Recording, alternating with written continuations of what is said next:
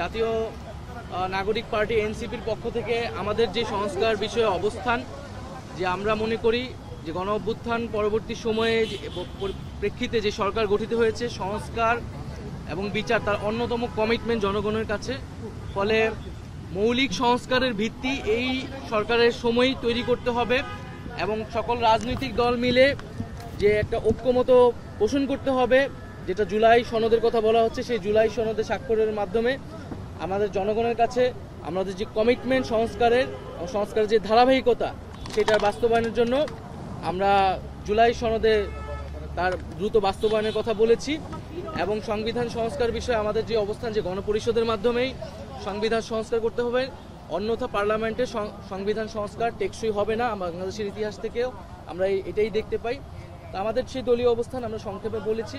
UN সেক্রেটারির জায়গা থেকে তিনি বলেছেন, তিনি বাংলাদেশের রাজনৈতিক দলগুলো বা সরকার তারা যাতে নিজেরাই সমঝোতায় আসে, একটা ঐক্যমতে আসে এবং গণতন্ত্রের যে ট্রু এসেন্স সেটাকে মাথায় রেখে যাতে আমরা একসাথে কাজ করি, একটা ইউনিটিতে আসতে পারি, এটা তিনি তার জায়গা থেকে সবগুলো বিষয় তো কথা হয়েছে। মোটামুটি নির্বাচন নিয়ে কোনো কথা হয়েছে কিনা? যেহেতু বিএনপি মহর্ষি মাত্র বলে গেলেন যে নির্বাচনের সংস্কার একটি চলমান প্রক্রিয়া, তবে নির্বাচনের দিকে আসলে এগোতে হবে সংকট নিরসন সবকিছুতে।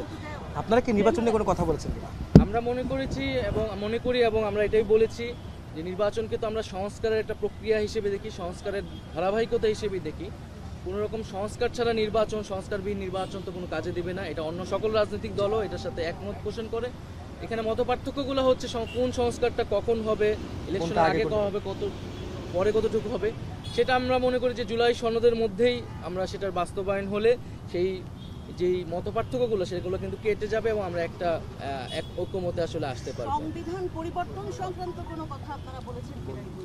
না, এখানে তো আসলে খুব বিস্তারিত আলাপের বিষয়ে সুযোগ ছিল না। আমরা সংস্কার বিষয়ে ওভারঅল আলাপ করেছি এবং সংবিধান সংস্কার বিষয়ে আমাদের যেটা বক্তব্য সেটা আমরা বলেছি যে আমরা গণপরিষদের মাধ্যমে নতুন সংবিধানই বলি, সংবিধান সংস্কারই বলি। গণপরিষদ ছাড়া সংবিধানের মৌলিক কোনো পরিবর্তন আসলে কিন্তু টেকসই হবে না। সেই জায়গা থেকে আমরা গণপরিষদ নির্বাচন চাচ্ছি, আর সামনের যেই জাতীয় নির্বাচনটা একই সাথে আইনসভা এবং গণপরিষদ নির্বাচন এবং পাশাপাশি আমরা বিচারের বিষয়টা বলেছি। এবং সার্বিকভাবে ইউএনকে আমরা ধন্যবাদ জানিয়েছি যে জুলাই গণঅভ্যুত্থান এবং তার পরবর্তী সময়ে তারা বাংলাদেশের এই রিফর্ম প্রসেস সহ বাংলাদেশেরকে নানাভাবে সহযোগিতা করেছে। তো এই বিষয়গুলো মূলত আপনাদের মতামতের বিষয়ে জাতিসংঘের মহাসচিব কিছু বলেছে কিনা? বিচারের বিষয়ে জাতিসংঘ কোনো সহযোগিতা চেয়েছে? জি, আমরা তাদের কাছ থেকে ওভারঅল এই বিচার এবং সংস্কার সহ এই সার্বিক বিষয়ে সহযোগিতা চেয়েছি, ধন্যবাদ জানিয়েছি। এবং তারা জাতিসংঘের যে সেক্রেটারি তিনি এটাই বলেছেন যে বাংলাদেশে যাতে আমরা নিজেরাই একটা ঐক্যমতে আসতে পারি, আমরা যদি নিজেরা ঐক্যমতে আসতে পারি তাহলে তারা তাদের জায়গা থেকে সার্বিক সহযোগিতা। আপনার কাছে কি মনে হয় সেই প্রক্রিয়া কতদূর?